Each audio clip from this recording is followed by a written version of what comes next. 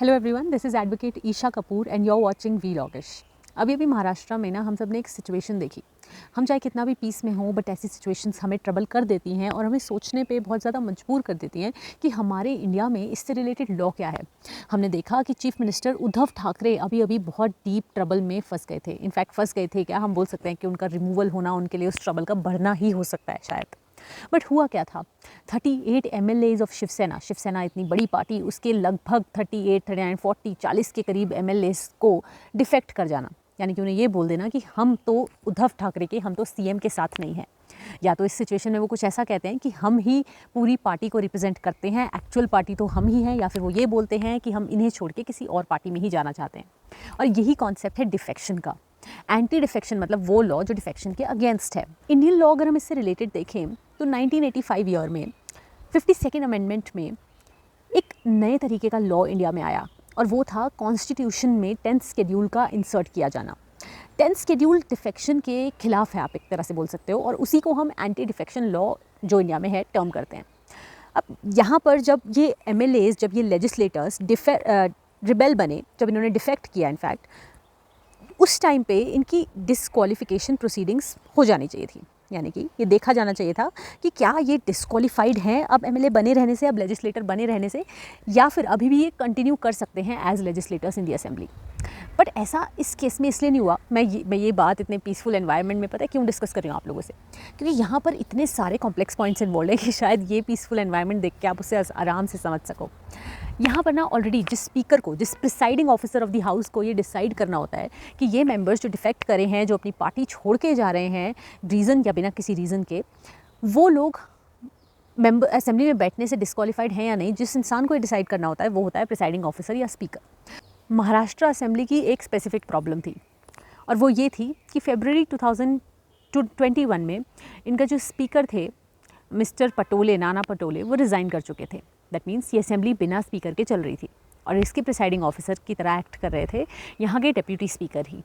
अभी जो deputy speaker हैं, इनको खुद को रिमूव करवाने के लिए एक नोटिस, एक रेजोल्यूशन निकालने का, इनके रिमूवल का रेजोल्यूशन निकालने के लिए एक नोटिस मेंबर्स ने असेंबली में दिया हुआ था ऑलरेडी। अब मेंबर्स ने ये बोला कि जब तक ये डिसाइड नहीं हो जाता ना कि आप खुद स्पीकर की तरह एक्ट करने के लिए क्वालिफाइड हो या नहीं हो, आप हमारे डिस्क्वालिफिकेशन पे डिसीजन नहीं ले सकते। और ये सिर्फ एक ऐसी बात नहीं थी जो असेंबली में डिस्कस हो रही थी या जो सिर्फ न्यूज़ चैनल्स पे चल रही थी, बल्कि ये इतना बड़ा लॉ पॉइंट है कि इस बात को सुप्रीम कोर्ट तक लेके जाना पड़ा। वैसे कॉन्स्टिट्यूशन का ये कॉन्सेप्ट बहुत ज़रूरी है जुडिशरी एग्ज़ाम्स के लिए भी समझना। And for your understanding, for enhancing your understanding, for enhancing your skills, for enhancing your ability to perform in the PCSJ exams, Unacademy has now come up with this amazing offer जो खाली 5 जुलाई से लेकर 7 जुलाई तक valid है, 7th of July। यहाँ पे आपको 6 months का सब्सक्रिप्शन खरीदने पे 1 month का फ्री मिलेगा और भी ऐसे बहुत सारे ऑफर्स जो सिर्फ अभी के लिए वैलिड हैं। अनअकैडमी के आइकॉनिक सब्सक्रिप्शन में, प्लस सब्सक्रिप्शन में, हर जगह आपको इंटरैक्टिव लाइव क्लासेस मिलती हैं, क्विजेज़ मिल जाती हैं, टेस्ट मिल जाते हैं आपको, जिस सब के लिंक आपको डिस्क्रिप्शन बॉक्स में ईजिली लिखे हुए मिल जाएंगे। अगर आपको अनअकैडमी का आइकॉनिक सब्सक्रिप्शन लेना हो तो उसके साथ आपको एडिड एडवांटेजेस हैं, जैसे कि आपको लाइव डाउट सॉल्विंग मिल जाएगी। आप अपने टीचर्स के साथ, मेंटर्स के साथ बैठ के खुद बात करके चीज़ों को सॉल्व कर सकते हो, चाहे वो डाउट आपके करियर से रिलेटेड हो या फिर कोर्स से रिलेटेड हो या फिर लाइफ से रिलेटेड हो। कई बार आपको जो गाइडेंस चाहिए होती है वो सारी आपको वहाँ से मिल जाती है। ये सारी आपको ना बैचेस की इन्फॉर्मेशन भी अपनी स्क्रीन पर मिल जाएगी। कुछ बैचेस जुलाई 18 से स्टार्ट हो रहे हैं, कुछ जुलाई 6 से स्टार्ट हो चुके हैं। इसमें से आपको जो भी अपने लिए सूटेबल लगे आप एनरोल कर सकते हो। अगर आप 1 ईयर के लिए प्रिपेयर करना चाहते हो तो उसके लिए भी बैचेस हैं। यहाँ पे आप कोड यूज़ कर सकते हो VLOGISH, जो आपको अपनी स्क्रीन पर लिखा हुआ मिलेगा। डिस्क्रिप्शन बॉक्स में जाओ, आपको जो भी सब्सक्रिप्शन लेना है उसको परचेज करो, because the offer ends tomorrow, that is on 7th of July। अब सुप्रीम कोर्ट के सामने भी एक क्वेश्चन बहुत इम्पॉर्टेंट है और वो ये है कि क्या ये जो स्पीकर हैं, जब इनकी खुद के निकाले जाने का, इनके खुद के रिमूवल का रेजोल्यूशन का नोटिस पेंडिंग है हाउस में डिस्कस होने के लिए, उस पर वोटिंग होने के लिए, तो ऐसे सिचुएशन में क्या इनके पास इतनी पावर है कि वो दूसरे जो लेजिस्लेटर्स वहाँ बैठते हैं उनके डिस्क्वालिफिकेशन पे कोई डिसीजन ले सकें या एक्ट कर सकें। और दूसरा एक बड़ा इशू ये भी था कि जब तक डिस्क्वालिफिकेशन पे कोई डिसीजन नहीं आता, क्या उससे पहले फ्लोर टेस्ट को कंडक्ट करवाया जा सकता है। फ्लोर टेस्ट वो प्रोसीडिंग है, बहुत ही सिंपल भाषा में, जहाँ पर सभी लोग असेंबली में बैठ के ये देखते हैं कि किसकी कौन सी पार्टी के पास कितने MLAs हैं और क्या उनके पास इतने लेजिस्लेटर्स हैं कि उनकी सरकार अभी भी खड़ी रह सके। वैसे इस केस में हमने देखा कि फ्लो टेस्ट डेफिनेटली सरकार के गिरने में रिजल्ट होने वाला था और इसीलिए जो CM थे उद्धव ठाकरे, उन्होंने फ्लो टेस्ट होने से पहले ही, एक दिन पहले ही रिज़ाइन कर दिया था। इस क्वेश्चन के रिगार्डिंग तो सुप्रीम कोर्ट ने यही बोला था कि डेफिनेटली आप फ्लो टेस्ट करवाएं जाके, और इससे पहले कि डिस्क्वालिफिकेशन पिटिशंस डिसाइड हों, आप उससे पहले ही जाके फ्लो टेस्ट करवा सकते हो और करवाना चाहिए, बहुत ज़रूरी है। उन्होंने कहा कि अगर किसी गवर्नमेंट के पास मेजॉरिटी नहीं है, अगर उसने अपना सपोर्ट ही लूज़ कर दिया है, अगर उसने अपने लेजिस्लेटर्स ही लूज़ कर दिए हैं, तो उस गवर्नमेंट का पावर में रहने का कोई मतलब नहीं है, हमें इमीडिएटली कोई और सोल्यूशन ढूंढना होगा। यहाँ पर अब एक और इशू था which happens to be the third issue here, और वो तीसरा इशू इस बात से अराइज़ हुआ था कि जो स्पीकर हैं उन्होंने, जो डेप्यूटी स्पीकर हैं और वो स्पीकर की तरह एक्ट कर रहे थे, उन्होंने बहुत ही कम टाइम दिया था सभी MLAs को, सभी लेजिस्लेटर्स को ये आंसर देने के लिए, ये शो कॉज करने के लिए कि आपको क्यों हाउस से डिस्क्वालीफाई ना किया जाए। वो लोग सुप्रीम कोर्ट पहुँच गए कि इतने कम समय में हम ये चीज़ें कैसे दें, हम ये रिप्लाई कैसे दें। इनफैक्ट उन्होंने सुप्रीम कोर्ट की जजमेंट साइड की, उन्होंने रूल्स साइड किए हाउस के, महाराष्ट्र असेंबली के, और उन्होंने ये डिसीजन ले लिया अपने फेवर में कि उनको डेफिनेटली और टाइम मिलना चाहिए। उनका टाइम अभी बढ़ा दिया गया है और उनको काफ़ी ज़्यादा दिन as compared to what they already had उनको मिले हैं। एक और भी इशू है यहाँ पे, अभी परेशान मत हो क्योंकि इस मैटर में डेफिनेटली बहुत सारे इशूज़ हैं जिनको आपको जानना ज़रूरी है। वैसे this happens to be last issue. ये है कि ये रियल शिवसेना का टैग किसे मिलेगा? उन लोगों को मिलेगा जो डिफेक्ट कर गए हैं और जिनके लीडर मिस्टर शिंदे हैं, या फिर ये शिवसेना का टैग रियल वाला उन्हीं को मिलेगा जो अभी भी उद्धव ठाकरे के साथ हैं।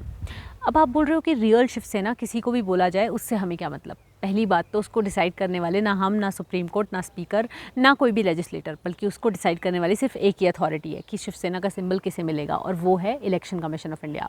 अब इलेक्शन कमीशन क्या डिसाइड करती है वो तो हमें धीरे धीरे पता चल जाएगा। जिसके पास ज़्यादा सपोर्ट होगा, जो रियल पार्टी कहलाने लायक होगा, उसी को I am sure election commission ये टैग देगी कि आप रियल शिवसेना हो। ये क्वेश्चन इतना इंपॉर्टेंट इसलिए भी है क्योंकि अगर ये लेजिस्लेटर्स कहीं ना कहीं प्रूव कर देते हैं कि ये ही रियल शिवसेना है, इन्होंने पार्टी अपनी नहीं छोड़ी है, तो कहीं ना कहीं ये चीज़ इन्हें डिस्क्वालिफिकेशन से बचा सकती है कि इन्होंने या तो किसी और पार्टी को ज्वाइन कर लिया है या फिर वो उसी पार्टी को इन कैरेक्टर उसी पार्टी से अभी भी जुड़े हुए हैं, और अगर वो 2/3 से ज़्यादा है तो। अब ये बात कहाँ से आती है, ये बात समझने के लिए आपको सिर्फ 4-5 लॉ पॉइंट्स को सुनना होगा एक बार, वो मैं आपको ईजिली क्विकली बता देती हूँ। जो केस आपको सबसे ज़्यादा इन दिनों सुनने में आ रहा होगा वो है नाबाम रेबियास केस। नाबाम रेबिया के केस को अगर आप पढ़ने के लिए देखोगे तो आपको बहुत सारे लॉ पॉइंट्स इसमें मिलेंगे। बस यहाँ पे एक सिंपल सी बात है जो डिस्कस हो रही है, और वो ये छोटी सी बात है कि जो स्पीकर हैं, अगर उनकी खुद की डिस्क्वालिफिकेशन के लिए, उनके खुद के रिमूवल के लिए कोई पिटिशन, कोई रेजोल्यूशन, कोई नोटिस पेंडिंग है, तो वो डिस्क्वालिफिकेशन ऑफ अदर मेंबर्स को डिसाइड नहीं कर सकते। इसी चीज़ को बार बार साइड किया जा रहा है, बट इसमें भी बहुत सारे सर्कमस्टांसेस हैं। अभी के लिए आपका इतना जानना ज़रूरी था। अब जो सबसे बड़ी बात है ना दूसरी, कि पार्टी की मेंबरशिप छोड़ना, डिफेक्ट करना, ये होता क्या है, और यही है 10th शेड्यूल में। 10th शेड्यूल मैंने आपको बताया था कि अमेंडमेंट से लाया गया था ये इंडिया में। तो 10th शेड्यूल बोलता है कि कोई भी मेंबर, कोई भी लेजिस्लेटर अगर अपनी पार्टी की मेंबरशिप से वॉलंटरीली रिज़ाइन करता है, वॉलंटरीली रिज़ाइन करने का मतलब है कि या तो वो एंटी पार्टी एक्टिविटीज़ करता है जो पार्टी के अगेंस्ट हैं, या फिर वो पार्टी से रिज़ाइन किए बिना ही ऐसी एंटी पार्टी एक्टिविटीज़ या पार्टी के डायरेक्टिव्स को ना फॉलो करना, विप को ना फॉलो करना, चीफ विप के अगेंस्ट जाना, ये सब चीज़ें अगर वो करते हैं हाउस में या हाउस के बाहर, तो ये माना जाता है कि उन्होंने वॉलंटरीली रिज़ाइन किया है। डायरेक्टिव को नहीं माना, कुछ बात को नहीं मानी पार्टी के, ओपन में उन्होंने एंटी पार्टी एक्टिविटीज़ करी। अब ये जो वॉलंटरी रेजिग्नेशन है ना, इसके भी कुछ एक्सेप्शन हैं, और वो एक्सेप्शन ये हैं कि अगर किसी पार्टी के 2/3 या 2/3 से ज़्यादा मेंबर रिज़ाइन करते हैं, या 2/3 या 2/3 से ज़्यादा मेंबर डिफेक्ट करते हैं, और वो किसी ऐसी पार्टी को ज्वाइन करते हैं, या तो वो अपनी पार्टी में ही रहते हैं, मतलब वो एंटी पार्टी एक्टिविटीज़ नहीं करते, या फिर वो किसी और पार्टी का एक ग्रुप बनते हैं, मर्जर होता है उनका किसी पार्टी के साथ, तो वो डिस्क्वालिफिकेशन अट्रैक्ट नहीं करते।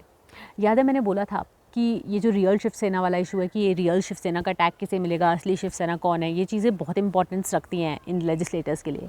क्योंकि अगर रियल शिवसेना का टैग उन लोगों को मिल गया जो रिबेल ग्रुप के साथ हैं, यानी कि जो मिस्टर शिंदे के साथ जिन्होंने रिबेल किया है, जिन्होंने डिफेक्ट किया है एज़ पर अस अंटिल नाउ, तो उस केस में ये नहीं माना जाएगा बिल्कुल भी कि उन्होंने एंटी पार्टी एक्टिविटीज़ करी हैं, क्योंकि वो तो उसी पार्टी का पार्ट हैं, क्योंकि उन्हें ही रियल शिवसेना बोला गया है।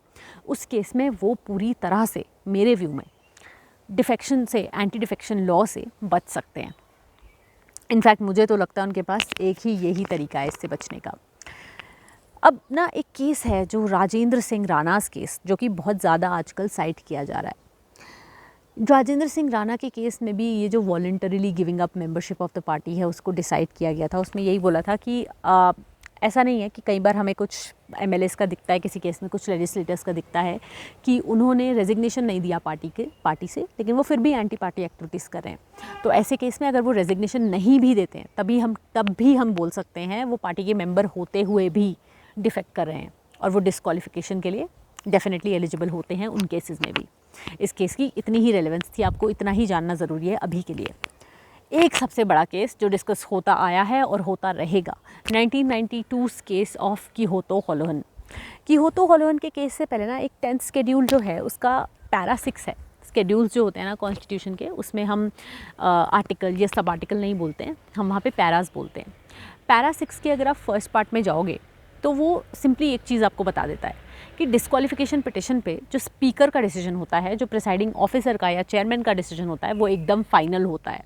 अब इस पे एक प्रॉब्लम थी कि क्या इस पे जुडिशल रिव्यू भी अलाउड नहीं है क्या? अगर लगता है कि वो डिसीजन गलत है या किसी को उसके अगेंस्ट जाना है तो आगे जाने का कोई भी चांस नहीं है क्या? सुप्रीम कोर्ट की पावर्स को कर्टेल कर रहे हो?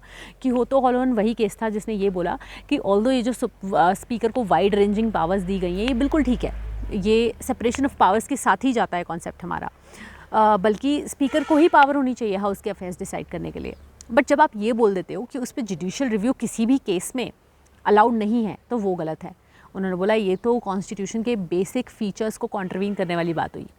इसलिए कीहोतो होलोहन में ये क्लियर हो गया था कि ऑल्दो पहला डिसीजन स्पीकर का ही होगा और ऑर्डिनरीली वो बाइंडिंग होगा, लेकिन अगर उस पर जुडिशरी को डिसाइड करना पड़ता है, अगर उनके सामने कोई क्वेश्चन लेके आता है तो डेफिनेटली सुप्रीम कोर्ट भी उसमें इंटरवीन कर सकता है। बाय द वे मेरे पीछे कोई अपने ऑर्चर्ड से एप्पल तोड़ रहा है आई थिंक, पर जो भी है, शिवसेना के जो इलेक्टेड एमएलएस थे इस पूरे सिनेरियो में वो 55 थे। मिस्टर शिंदे ने क्लेम किया उनके पास 39 to 40 लोगों का सपोर्ट है। अब उनको ये जो 2/3 मार्क है यहाँ तक पहुँचने के लिए कुछ 37-38 एमएलएस चाहिए। तो अगर वो 2/3 मार्क तक पहुँच जाते हैं, पहुँचे हुए हैं एक तरह से, अगर वो अपने इस सपोर्ट को प्रूव भी कर देते हैं आगे भी, और ये 2/3 मार्क के साथ साथ उनको रियल शिवसेना का टैग भी मिल जाता है तो डेफिनेटली वो इस 10th शेड्यूल के भूत से बच जाएंगे। अब ऐसे सिनेरियो में मुझे लगता है आप लोग को समझ आ गया होगा कि ये 2/3 मार्क की क्या वैल्यू है, एंटी डिफेक्शन लॉ क्यों है। इनफैक्ट ये जो 2/3 वाला मार्क है ना, ये पहले 1/3 हुआ करता था कि अगर 1/3 लोग भी डिफेक्ट कर रहे हैं और फिर वही सारी जो मैंने आपको कंडीशंस बताई अगर वो फुलफ़िल हो रही हैं तो वो एंटी डिफेक्शन लॉ से बच जाएंगे, एक तरह से वो एक्सेप्शन में आ जाएंगे। बट 91st अमेंडमेंट के टाइम पे ये चेंज हुआ और ये 2/3 हो गया। मेरे हिसाब से बहुत अच्छा हुआ क्योंकि इससे डिफेक्शन के केसेस और ज़्यादा रुकेंगे। वैसे जो मैंने बोला ना कि या तो उन्हें खुद की पार्टी का टैग मिल जाना चाहिए कि वो ही ओरिजिनल पार्टी हैं, या फिर वो किसी और पार्टी के साथ मर्जर हो जाना चाहिए उनका, और 2/3 नंबर भी होना चाहिए उनका डिफेक्ट करने वालों का डिस्क्वालिफिकेशन से बचने के लिए। ये जो ठीक से एक प्रोविज़न है, ये जो ठीक से एक बात कही गई थी, लॉ दिया गया था, वो 1994 में एक केस था, रवि नायक केस। वहाँ से ये बात मैंने ली है, वहीं से ये बात मेरे माइंड में भी है और वहीं से ये बात मैं आपको भी बता रही हूँ। तो आप चाहो तो उस केस को भी आप डेफिनेटली रीड कर सकते हो। विद दिस इन्फॉर्मेशन जो मुझे लगता है कि शायद आपको हेल्प करेगी, शायद आपको कुछ काम आ जाए ये मेरी तरफ से। And with this amazing view जहाँ मैं बैठी हूँ, I am ending this video with a promise that I'll be back with another video on a new concept. Bye for now.